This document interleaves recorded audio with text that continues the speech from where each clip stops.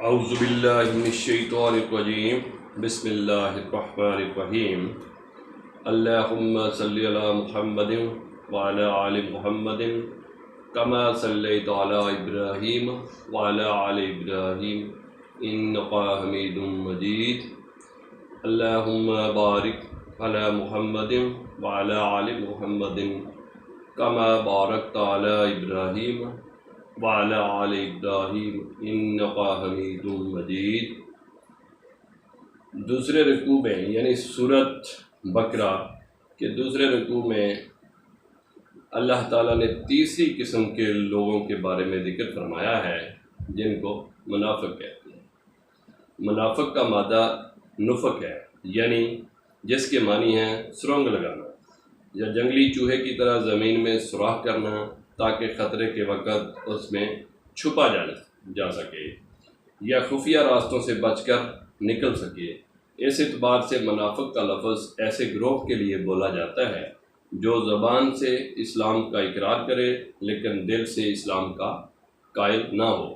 یا مسلمانوں کے خلاف جھوٹ، فریب اور غلط الزامات لگا کر اور خفیہ چالیں چل کر ان کو مٹانے کی کوشش کرتا رہے۔ ایسا گروہ کافروں سے بھی بدتر ہوتا ہے،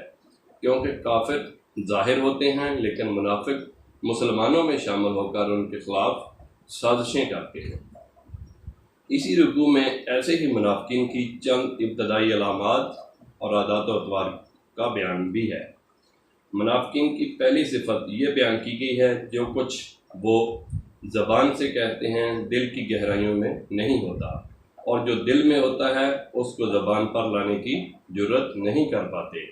حقیقت میں یہ لوگ اسلام کے منکر ہیں، لیکن صرف مسلمانوں میں اپنا وقار قائم کرنے کے لیے کلمہ پڑھتے ہیں اور کہتے ہیں کہ ہم اللہ اور اس کے رسول اور آخرت کو مانتے ہیں، حالانکہ ان کا عمل اس اقرار کے بالکل برعکس ہوتا ہے۔ دوسری قسم کے منافق وہ ہیں جو مسلمانوں سے فائدہ حاصل کرنے اور ان کی تنقید یا گرفت سے بچنے کے لیے اپنے آپ کو مسلمانوں میں شمار کرانا چاہتے ہیں اور اپنا مفاد اسی میں دیکھتے ہیں کہ ایک طرف مسلمانوں کی جماعت کے ساتھ شریک رہیں اور دوسری طرف اسلام کے مخالفین سے بھی رابطہ رکھیں تاکہ دونوں طرف سے فائدہ حاصل کر سکیں اور دونوں طرف کے خطرات سے بچ جائیں۔ ایسے افراد مسلمانوں کے ساتھ فریب اور دھوکہ کر رہے ہیں۔ ان کی یہ نفاق کی بیماری اس حد تک بڑھ جاتی ہے کہ وہ نیکی اور بدی میں تمیز نہیں کر سکتے، اور جب ان سے کہا جاتا ہے کہ اپنے اس طرز عمل سے ملک میں انتشار اور فساد پیدا نہ کریں تو ان کا نعرہ یہ ہوتا ہے کہ ہم تو عوام کی فلاح اور بھلائی کے لیے سب کچھ کر رہے ہیں، حالانکہ پس پردہ سازشیں کرنا، دوست بن کر دشمنی کرنا، جھوٹے الزامات اور پروپیگنڈے سے بد نظمی پیدا کر کے فساد پھیلانا ان کا وتیرہ بن جاتا ہے۔ ان کی اس روش کو دیکھ کر غیر مسلم اور کافر یہ سمجھنے لگتے ہیں کہ اسلام میں کوئی خوبی نہیں ہے۔ تیسری قسم کے منافق وہ ہیں جو اسلام کے قائل تو ہوتے ہیں لیکن دنیاوی مفادات کے پیش نظر اپنے آبائی تصورات، رسم و رواج کو چھوڑنے اور اسلام کے عائد کردہ ضابطوں کی پابندیاں قبول کرتے ہوئے حقوق و فرائض کا بار اٹھانے کے لیے تیار نہیں ہوتے۔ ایسے ہی لوگوں کو جب کہا جاتا ہے کہ اسلام کو سچائی اور اخلاص کے ساتھ قبول کرے تو وہ مسلمانوں کو جو سچے دل سے اسلام کو اپنا کر اپنے آپ کو تکلیفوں اور مشقتوں اور خطرات میں مبتلا کرتے ہیں کہتے ہیں کیا ہم ان بیوقوفوں کی طرح ایمان لے آئیں جو اس دور میں کفر اور باطل نظریات کے بڑے طاقتور گروہوں کے مقابلے میں اسلام اور حق کو دنیا میں نافذ کرنا چاہتے ہیں۔ یہ بات ان کے نزدیک ناممکن ہے، ان کی رائے میں یہ کام احمقانہ ہے۔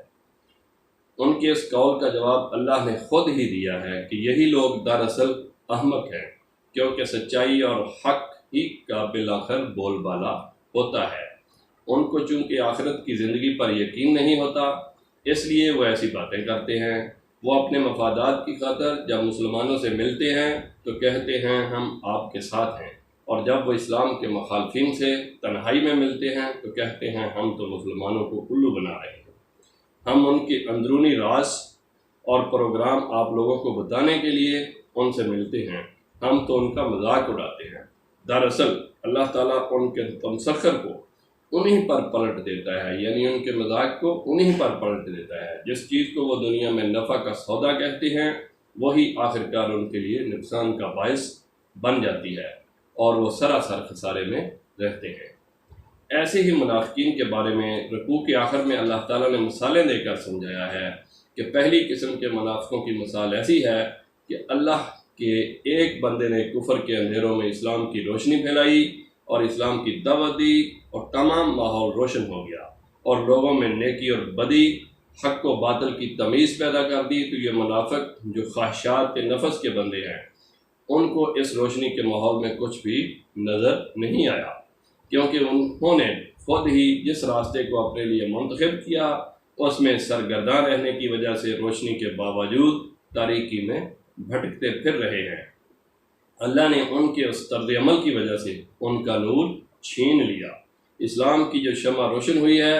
یہ اس سے فائدہ اٹھانے کے سب مواقع کھو بیٹھے ہیں اور اپنی اصلی حالت میں مسلمانوں کے سامنے نمایاں ہو گئے ہیں اور اس قابل نہ رہے ہیں کہ مسلمانوں کو دھوکہ دے سکیں۔ اب وہ اپنی اغراض اور ذاتی مفادات کی وجہ سے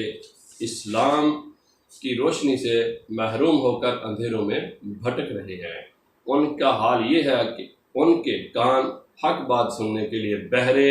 زبان حق بات کہنے کے لیے گونگی اور آنکھیں حق کی روشنی دیکھنے کے لیے اندھی ہے۔ منافقین کا وہ گروہ جو اسلام کا قائل ہے لیکن اسلام کے راستے میں جہاد اور قربانی کرنے کے لیے تیار نہیں۔ بارش سے مراد اسلام ہے جو انسانوں کے لیے باعث رحمت ہے۔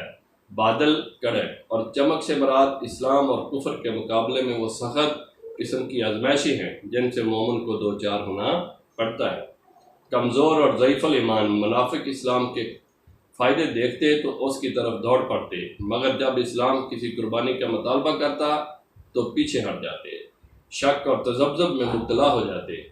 جس مجلس میں جاتے اسی کا اثر قبول کر لیتے۔ اگر اسلام میں کامیابی نظر آتی